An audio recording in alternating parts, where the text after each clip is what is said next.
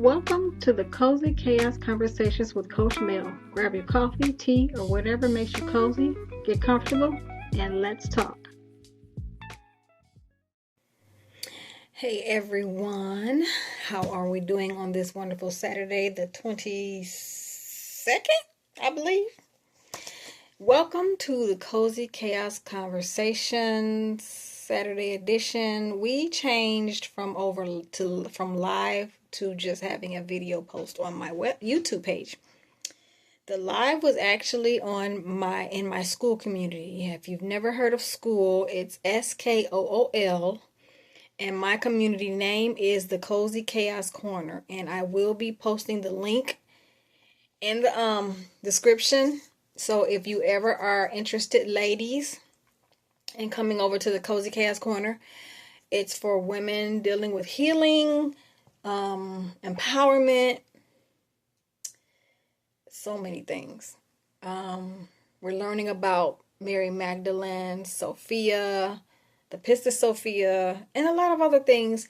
And it's not so much as learning about them to learn about who they were and what they did, but also we're looking at them from a standpoint of the reflection within ourselves. And what can we learn and apply it in our own lives? Basically a reflection to any of us, including me. So we were doing Cozy Chaos Corners because in the school community, Sunday through Friday, Sunday is the beginning of the week where I post a lesson and we talk about whatever, topic is for the week. Actually, that's the topic for each week. It changes, and then all the posts for the rest of the week, you have Mindful Monday. We have so many different things. Transformation Tuesday, Wellness Wednesday, we have Freedom Friday, and Thursday is, what is Thursday? I can't remember what Thursday is right now. And then Saturday we kick it off with the conversation. And it was supposed to be live, but of course everyone's schedule is crazy and they can't, so I make sure I had the replay. But it was always on school, so it wasn't available to everyone else in the YouTube community. And I am working toward getting my YouTube community back up and running. But again, I will post the link into my school community because I would love for you to join me in there as well. It's private, it's safe. You get a chance to just be yourself. You get to come in there and talk and vent and just come to some realizations about things about yourself. Sometimes social media can be a little bit much. And a lot of people are veering from social media because it gets a bit intense and we have to decompress. We have to pull away from it. And I love the fact that the school communities are not built like that. You have that one-on-one conversation with everyone. It's more human, so to say. You get to have those intense conversations. You talk to people who are dealing with the same things that you're dealing with and understand, and you get to learn a lot of different things. There are so many different communities with so many different topics and subjects that anyone can be in there. And I'm connected to a few of them within the areas that I am attuned to. And great connections, great people. You really have that interaction, that human interaction that most of us really want, without all the drama and the craziness, and it's really good. I'm growing mine, as well as everything else I'm doing with my nonprofit, which is Rebirth Holistic Healing, and there are two sides to it. There's a profit side and there's a nonprofit side. The nonprofit side reaches out to women. First of all, let me just say Rebirth Holistic Healing is about women in general. Actually, that's basically what the whole process is about, program is about. And women wholeness, healing, again, empowerment, everything, all the things. And so I've decided to create a community to give women a space. We have a lot of women that are on social media and they talk and they vent, and it's a good thing because you're talking about it. But now we need to get to that point where we're doing more than just talking about it. We need to help get past the just talking, and what are we doing about it to help?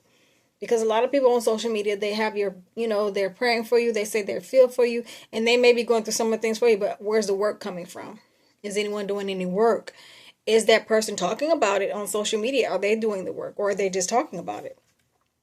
It's different. It's good to talk about it because you're getting it out, which is number one, the best thing you could possibly do is get it out of you. Because if you're not, you're internalizing it, and it affects your body in so many different ways.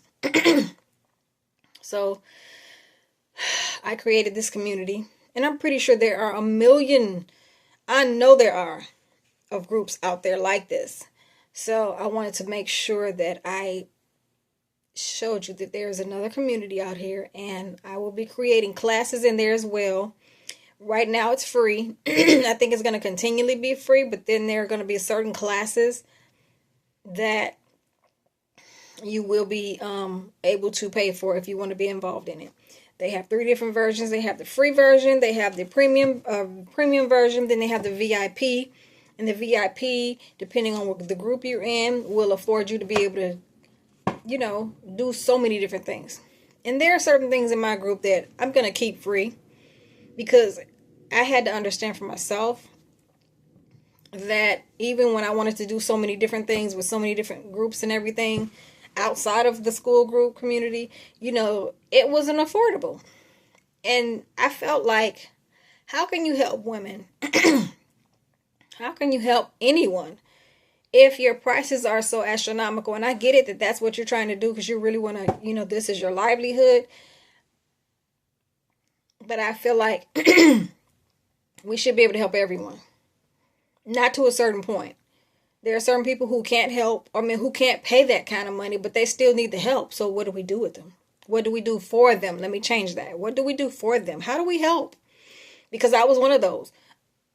It was depressing. So I decided, okay, fine. I'll take the seeds and I'll plant myself.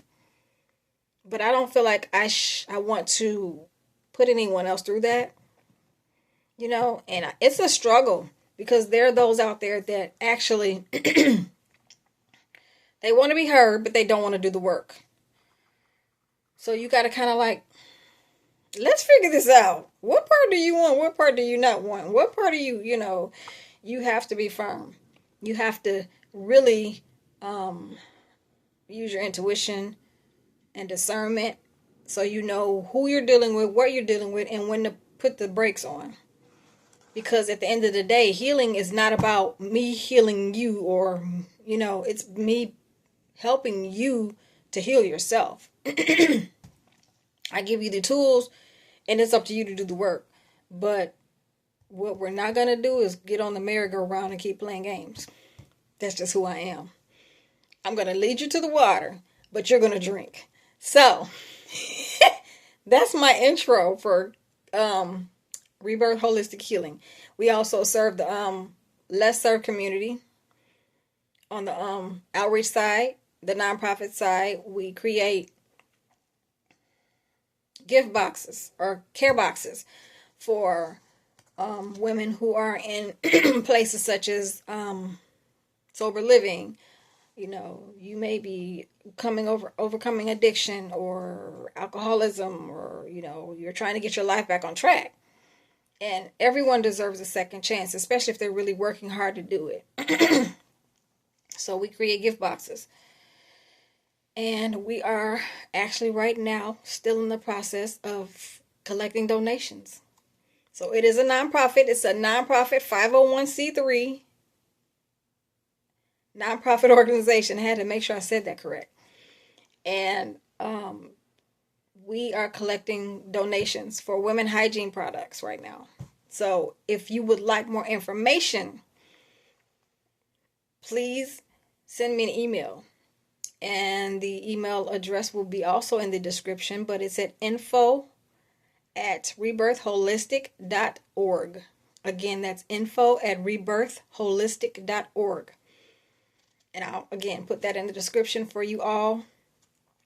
So there's so many different things. If you really want to see what's going on with us, I'm currently working on our website. Again, it's an up and starting nonprofit, so this website is still being currently worked on. But if you go in there now, you get to see a little bit of what it is that we're trying to do and accomplish for women.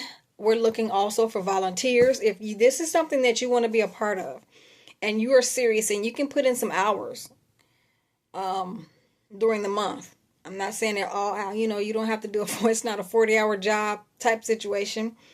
But we do have events. At least try to have an event once a month, in service and out service. And when I say that, I mean we have places where we go do outreach out in the public, where we serve the homeless, and we develop relationships with them. We go out, we talk to them, we get to know who they are, get to know them, and they get to know us, and they see our faces. Because when they see your face, they know who you are and what you're about, and they believe in you. You develop that trust. You ask them what their story is. You try to understand what's going on. And so when we're doing outreach out there to the homeless, it's men and women. Men and women.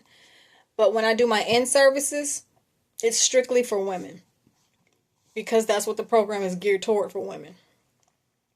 We also have an art healing program.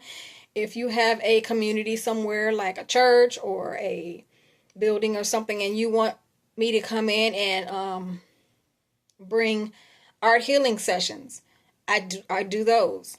So I would love to partner with businesses, churches, organizations that would like for me to come in and do that. And for women, again, I'm specifying that, and I hate this. I really, it kind of makes me sad, but for me, this is what I'm doing, because I remember at the time when I was, coming through and going through my own healing phase, I didn't have that. So for me, this is the call on my life. This is my passion, and this is who I'm to serve, the women who really need this help. And you just never know who needs it. It's not always to the underserved community. There are some women in businesses. There are some women, young women in college or whatever, that may need this. So again, it's nonprofit and for-profit. And there is a criteria for those that are that sign up for the nonprofit. And we have the website that you fill out the application. And if you meet those criteria, you become part of the program. If you become part of the program with your criteria, then you get access to other things such as the coaching and the counseling, the care boxes, and also food when we get the food deliveries that come in. But we do ask also that you meet us halfway, because if we're providing the food that's provided to us, we're looking to you to come at least meet us halfway. And if you don't have a ride, see if you can get a ride. Because it's, most of us we're working. We still have a 40-hour day job, and we're doing this on our time off. And it's not always easy because volunteers are not always available. But I want to grow the volunteer list. So if you think this is something that you would be interested in, again, please email me at the address provided in the description, as well as check out our website, www.rebirthholistic.org, and see what we're doing. And it'll also give you a description about me, myself, and what it is and the reason why I do what I do. And with that being said, I'm going to go ahead and take us to our Cozy Conversation Saturday edition. And I may have an energy reading at the end. So, ladies, we are in our third week of the Cozy Chaos Conversations. And I do apologize for those who didn't get to be a part of it before, because again, it was in my school community, but I am putting it on live. I am putting it on my YouTube now, so if you're interested, please check it out. Every month we've changed. We have a different theme. For the month of July, we had Finding Her. For the month of August, we're in Becoming Her. And then the month of September is going to be totally different. So if you do join our Cozy Conversations And my cozy, I'm doing so much. My Cozy Chaos Corner community in school, SKOOL. And again, I'll put that link. So that's like 3 links I'm already going to put in there.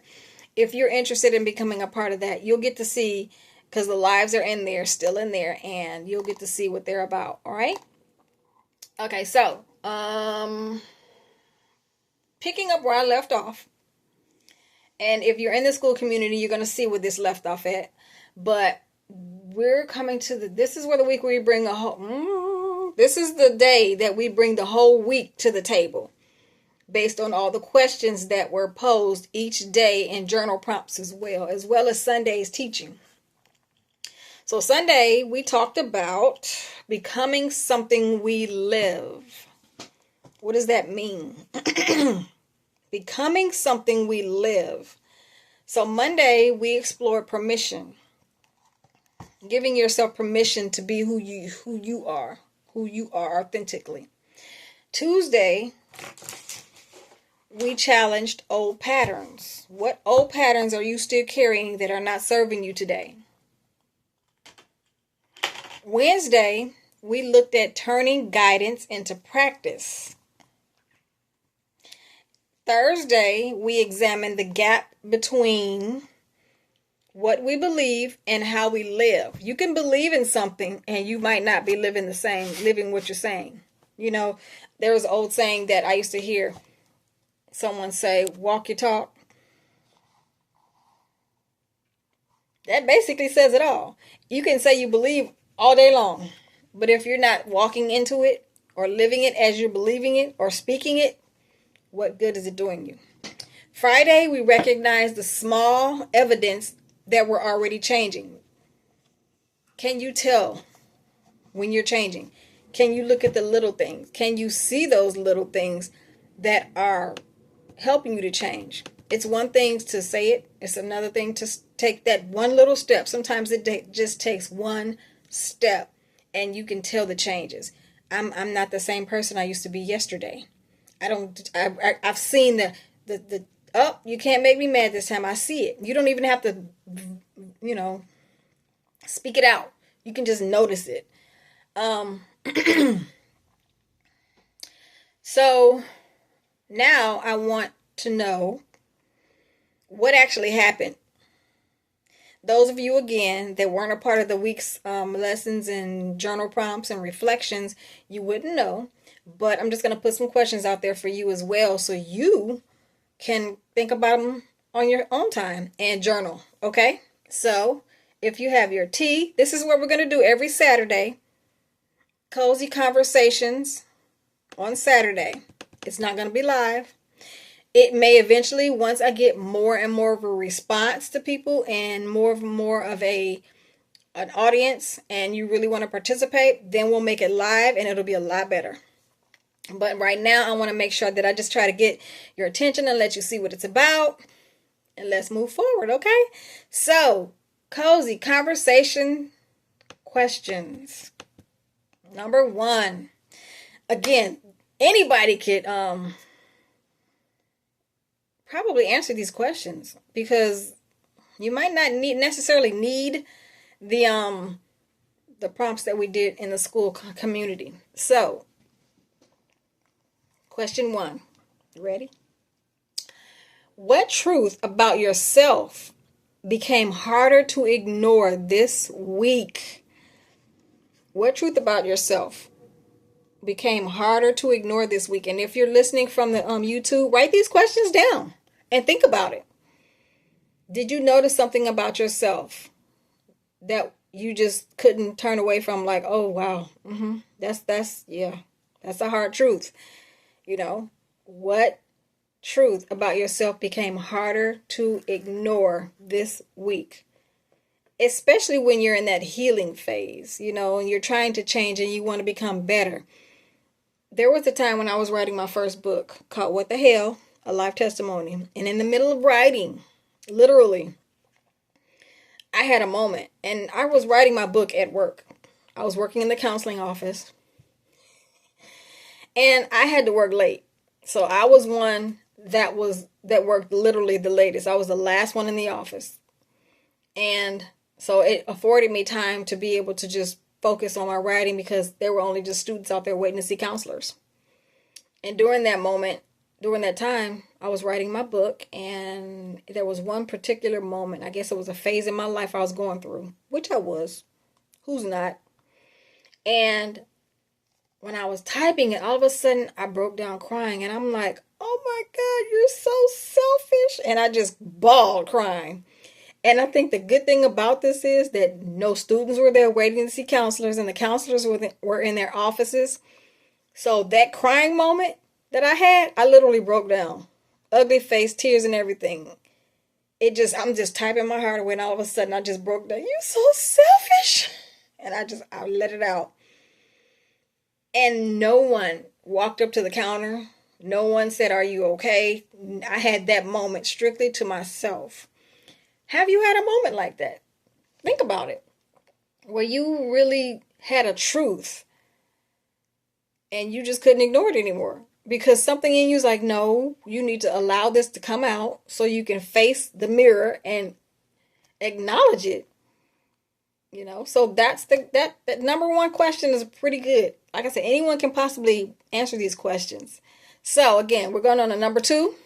Where did you actually act on something you knew, even if the action was very small?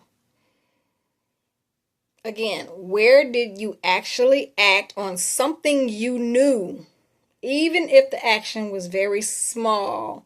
So it could have been something it could have been an intuition, you know, and it might have been just say hello to someone. Or it could have been just, who knows what that small action could have been. It could have been something you did for someone else. It could have been something you've done for yourself. And it just did not seem very significant, you know, but you still acted on it. Even like if there's something that you wanted to do in your life and you had to take that first step. Sometimes the first step is just admitting or just stepping out the door, you know, creating a flyer, talking to someone. And these are some of the things that I'm dealing with right now because of the nonprofit. And I am not, let me not say I'm not. I haven't been the type of person where I'm good at walking up at someone and saying, hi, I'm such and such. I'm still working on that. But, and every time someone asks me, what is it that you do? What is your nonprofit about? I swear I get stuck. What do I do? Because I'm the kind, I'm like, I want to say it really quick and get out the way. But I'm learning to embrace myself in the fullness of who I am and what it is that I represent and find my voice. So if anytime in this video you hear my throat get scratchy, that's that throat chakra trying to come out. So next question. Did you choose differently? Wait, hold on. Let me start that over. Did choosing differently bring up fear, guilt, resistance, or discomfort? What did that teach you? So there may have been a process that you've been used to doing. And all of a sudden, one day you chose, no, I'm not going to do it that way. And something is telling you, do it this way. And you may feel all kind of crazy butterflies and knots in your stomach. And you because you don't know the outcome of it, but something is telling you to go ahead and do it. Just step out into it. Just do it. Do it scared. So, did you choose differently? I keep adding that word. Did choosing differently bring up fear, guilt, resistance, or discomfort when you made that choice? What did it teach you? I've had a million of those. Over the last 9 years, I've had matter of fact, I had a million of those my whole life. There are times when I've driven across the country with myself, my 7-year-old son, and in my hatchback. And everything that we had basically was sold except the clothes that we had and a television. I think I still had that television. Nope, I don't think I had I even had to sell the television, and it was just gifted to me not too long ago, a year before I left. So I felt horrible about it too, and I was so in a totally different space in life. And I wish I could find that woman now and just tell her thank you for just helping me out, listening, being that listening ear. Um, but I had to make some choices in life, and it didn't always make sense. But it taught me that I could do things.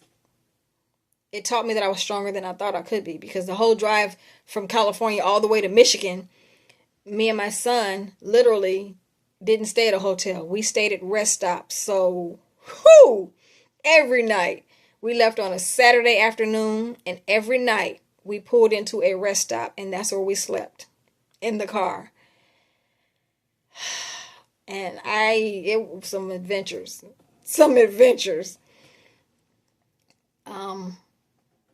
But it taught me that I was stronger than I thought I could be.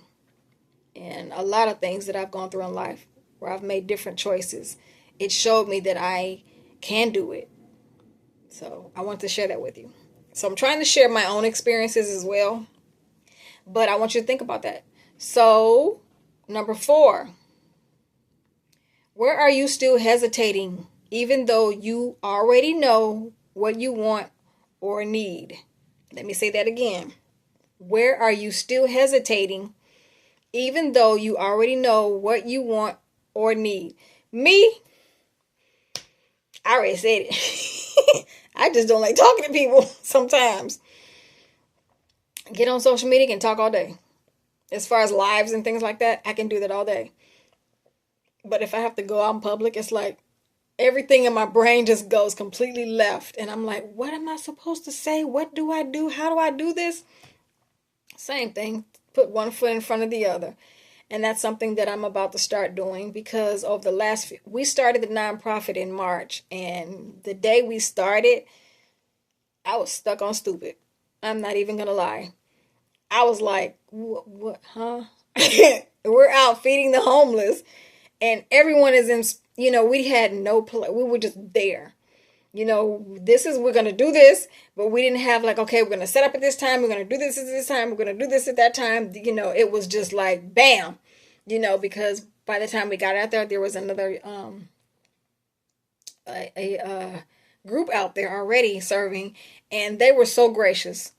They were a youth group, and they were out, and they let us use a table, ended up giving us the table. They had 2 of the containers of coffee and hot chocolate. They gave us those because they had another event to be at, so they wanted to make sure that the food that they had started giving out already, that it was still given out. They didn't want it to go to waste, so they gave it to us. So we had a table, and we had hot chocolate and hot coffee, and they graciously just said, you can have it, don't worry about it. And we were able to continually feed the homeless, and then with the food that we had, that we brought, we were able to, give them some more things. So it was a really blessed day.